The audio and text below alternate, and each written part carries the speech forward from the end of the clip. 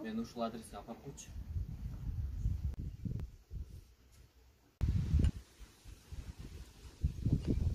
Карасыз, мен мындай окуу жай таптым. Ошого окусам кандай карайсыз?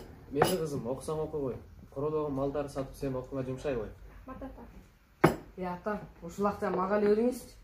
Машина алайын. Бул кызыңыз окуйт дейсизби? Эртең эле жигиттердин артынан кетет.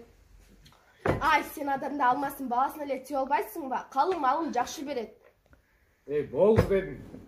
Бул кызым илабай. Мынакей, сенин окууңа акча таптым. Калаган окууга оку. Алар айта беришет, сен аларды укпа. Тарма кызым. Рахмат, ата.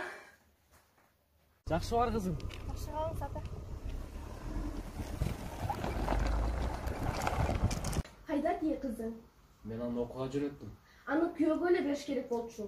Койчу сен ушу, өзүңдүн эрке балаңды ал да кеттиң бул үйдөн. Деги менин кызыма тынчтык бербей койдуң го. Кетсе кеттим, көрөм кыздың ким болот деп.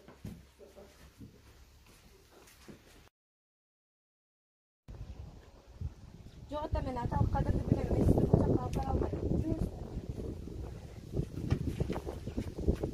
Ата, О кызым, келдиңби? сизге чоң рахмат. Сиздин колдооңуздун аркасында чоң жетишкендиктерге жеттим. Жана атанын кадырын да билдим. Эми мен дагы бир аталуу болдум.